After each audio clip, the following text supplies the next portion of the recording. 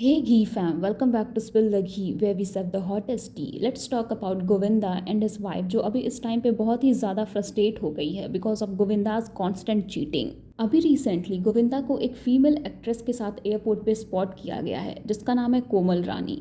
और ये वही एक्ट्रेस है जिसके साथ पास्ट में गोविंदा के अफेयर्स के र्यूमर्स आ रहे थे। और जब दोनों को एक साथ एयरपोर्ट पे स्पॉट किया गया तो उसके बाद सुनीता जी से इस बारे में क्वेश्चंस पूछे गए तो वो बहुत ही फ्रस्ट्रेट लग रही थी इन सब चीज़ों से।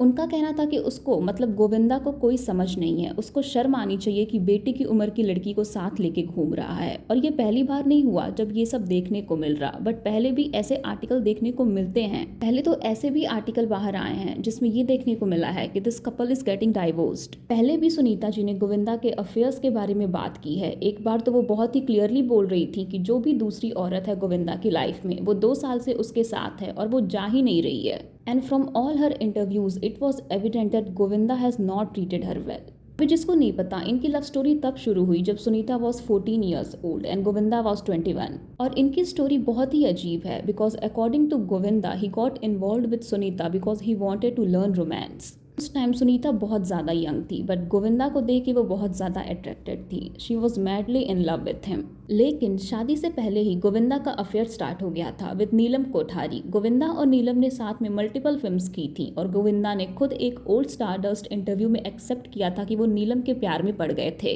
प्रॉब्लम ये थी कि उस वक्त गोविंदा ऑलरेडी सुनीता से इंगेज थे और बात सिर्फ अट्रैक्शन तक नहीं रुकी। गोविंदा ने रिपोर्टेडली सुनीता से इंगेजमेंट तोड़ भी दी थी क्योंकि वो नीलम से शादी करना चाहते थे।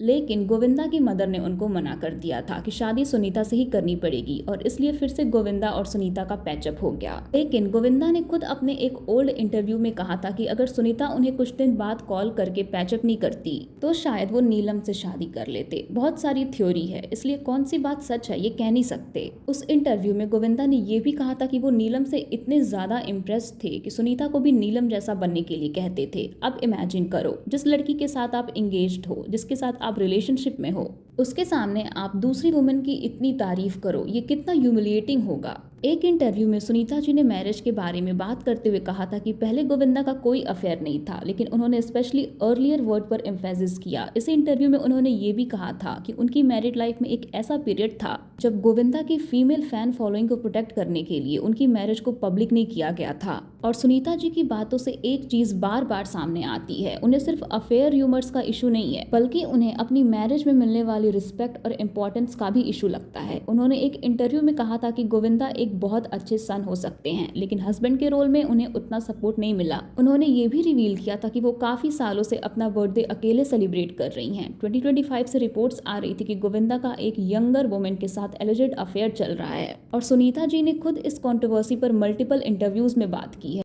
एक इंटरव्यू में उन्होंने कहा था कि 2025 उनकी लाइफ का बहुत डिफिकल्ट ईयर था क्योंकि उनके हस्बैंड की एलिजेड अफेयर कंट्रोवर्सी की वजह से फैमिली लाइफ डिस्टर्ब हुई थी। लेटर उन्होंने ये भी क्लैरिफाई किया था कि जिस वुमेन की बात हो रही है वो एक्ट्रेस नहीं है और उनके अकॉर्डिंग वो वुमेन गोविंदा को प्यार नहीं करती बल्कि उनके पैसे में इंटरेस्टेड है।